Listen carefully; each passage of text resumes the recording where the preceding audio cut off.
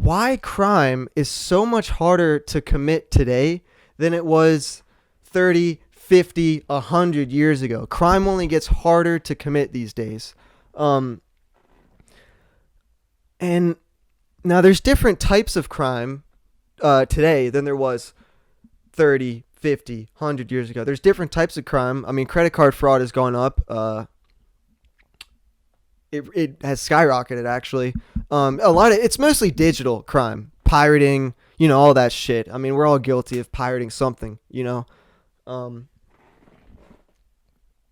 could probably count ad block as stealing. I don't fucking know, man. Don't quote me on that. I use ad block. Everyone, if you're smart, if you use ad block, unless you want to support like your creators, you can just turn that shit off, pause it on that domain, whatever. Anyway, so what I was talking about is why crime is so much harder to commit today. I'm talking about like actual, not digital, because that's all new. That's a different story. But why crime, like murder, I mean, shit, a lot, just assault in general, any stupid shit people can commit. Because guess what, bro? I'm using my phone to record, but I would just throw it up right now. Because of our phones, bro. That's why it's so hard. Because of fucking phones. Now, obviously, there's a lot more cameras in general. Like, pretty much every store has cameras now. You'd be dumb not to, honestly. But it's our phone. And crime is so much more harder to commit when everyone's got a fucking camera at their fingertips. Like, I mean, shit, you know what really kind of sparked this topic in my head is I was playing Red Dead, right? Red Dead Redemption 2. And you can just kill someone and throw his dead body in the middle of the fucking nowhere. There's no fingerprints or anything like that. There's no forensic type shit. You just murder someone and throw him in the fucking woods and he just disappears from Earth. No one ever hears from him. It was so easy, bro. It was so much more easier to commit murder and all that other shit. And it just really kind of sparked in my head. I'm like, fuck, man. Like, good that it's better not to, or it's better, it's easier to get caught doing shit like that these days. But holy shit, man, when you think about it, like, especially when there was not only no cameras, but no forensic evidence either. That's relatively new as well. And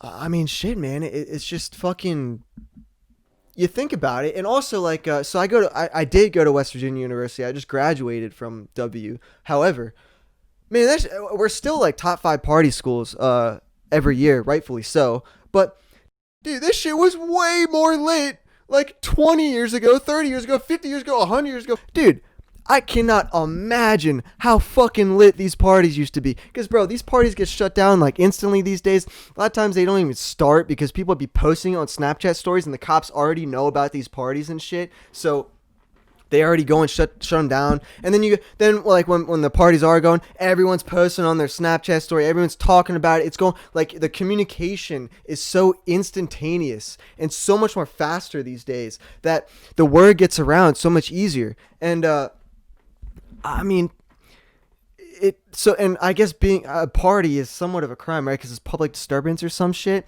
So, like, I mean, that shit's harder. It's so much more harder to host house parties and just lit events. And it's because of our phones. The instantaneous communication, the documentation. You put shit online, like you always say, you put something online, it's forever, man. It's just crazy. It's just crazy when you think about it. Because I just can't imagine, so when all this smartphone shit and all this shit started popping up, I was already like in middle school, late middle school, high school. So I didn't really experience like this shit early on. But man, I look at like the generation, what's the new fucking generation? X or some shit? Generation Z or X, the newest one? Like, bro, they got like Facebook and Instagram and Snapchat and Twitter at like 5 to 10 years old. That shit is permanent, bro. You post that shit online. Like, I can't imagine these kids, they grow up to be famous like 15 years later, and then they get canceled because of some tweet they posted when they were 10. Like, you know what I mean? Like, I kind of feel bad for those people, and they don't know properly the consequences because they're younger as well. So I don't know, man. Anyway, back to my point about how crime is more harder to commit. Dude, these smartphones are everywhere, man. And not only that, people are self-snitching on themselves, bro.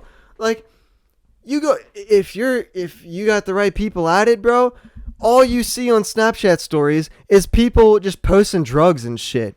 And bro, you are self-snitching on yourself, dude. It doesn't matter if you trust your whole friends list or whatever.